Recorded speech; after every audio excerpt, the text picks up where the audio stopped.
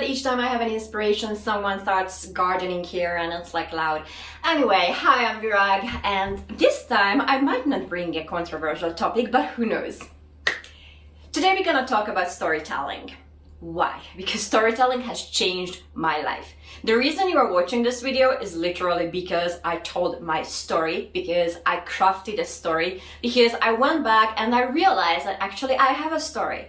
But I'm not unique on that, and nothing special about me on that one. You also have your own story. And again, this video is not only going to talk about advocacy work and, Jewish civil rights and Israel, but think in a broader sense. Wherever you are going, your entry is your story. The fact that I was a former ballet dancer, in as much as I had to go to therapists to actually survive my childhood and the memories of it served as a story. It is a great icebreaker. And also, I still walk like a duck, but never mind. Storytelling is the most basic way of communicating between people and making that communication not only interesting, and I hope you're still with me because I know we all have 3 seconds of attention span, but it's also making the story relatable. I mean, hopefully, that's where storytelling actually as a craft, as something that is a strategical work, comes into play.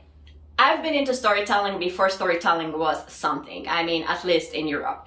I started to tell stories about my career change, both online and offline. Wherever I went to speak, that was my gist. And then I started an e-zine with women who were changing careers, who felt a little bit off from this lineage, career path. I changed careers, I think, like 5 times. According to my dad, that means I lived at least 5-6 lives in one. But jokes aside, really that e-zine motivated so many people. But it was also very hard to motivate people to tell their stories. First and foremost, we are so afraid to share things that might make us vulnerable. And vulnerability, we all know, and if you have never read Brené Brown's, I highly encourage you to do that. Vulnerability is a strength, not a weakness. That's something I really had to work on after my 20s, that I had to reframe a whole thing about that. Oh yeah, there is a story to that. Why? And here is the story. When I was 9 and I entered the Hungarian Dance Academy, the first rule they told us, nobody cares about your pain. People come to watch a performance and have fun, not to hear or see or listen to you whining. Tell that to a 9-year-old girl, and for sure for the rest of her life she's going to hide her problems. Well, not anymore, because I changed it around through storytelling. So storytelling has always been part of what I do. If you have ever heard me speak, you know that all my speeches are actually storytelling, regardless of what the topic is. If I'm talking about my personal journey, I could tell my story in a way that you fall asleep, or I can tell the story that hopefully I do, that people want to hear more. And that's usually the feedback that I get. They want to hear more. And that's the gist of storytelling more. But also when I talk about the United Nations or the legal warfare between, institutions and sovereign states, that also can be told from a storytelling perspective.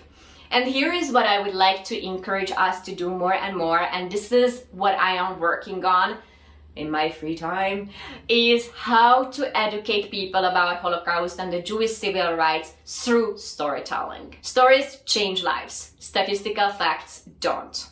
And I also love storytelling as a form of therapy. Interestingly enough, whenever I do an open mic or a storytelling slam event, it's about my breakups, because that's how I actually digest that, make sense of it. So again, it's really up to you what you are using storytelling for. So even though I feel like I'm really crafting good stories, I want to know more, and I always want to learn more. So I'm learning from the best now in Colorado and in Boulder. Here I need to give a credit to Johanna Walker, who is currently holding a workshop for some of us and letting us know how to be even better at storytelling. So my last post on Instagram, and if you're not following me there, it's Almost Jewish, is really about encouraging you to write a story. And I see how much that post was not going viral. I understand. It requires you to actually sit down, set time for it, work on yourself, going deeper than perhaps you usually go within yourself. So I understand. It's a painful process.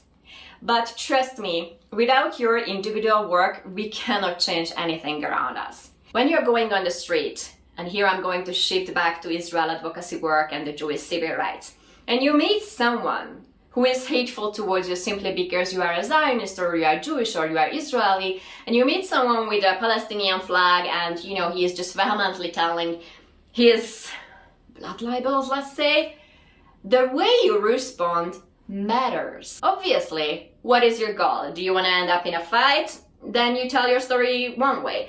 Do you just want to argue for the sake of argument? Then again, you're going to approach that guy very differently. But if your ultimate aim is actually shift something in his perspective, then your story matters. And this is why I encourage you to actually sit down and think about it. And I give you a couple of prompts. You don't need to go by that, but it might be helpful if you have never crafted a story before.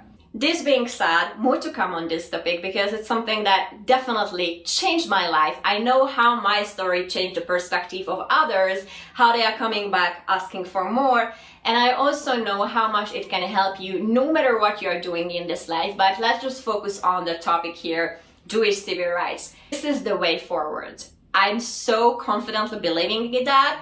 And that even if everyone is going to tell me this is a stupid idea and this is BS, I'm just gonna go forward with this because I am convinced. I have a so deep conviction about this. This is the way we need to teach Holocaust. This is the way we need to educate people. So, I don't know if this video ended up being controversial or not. You tell me. Thank you for your support and love, and it's very rewarding sometimes to get the love and not only the death threats. So thank you for that.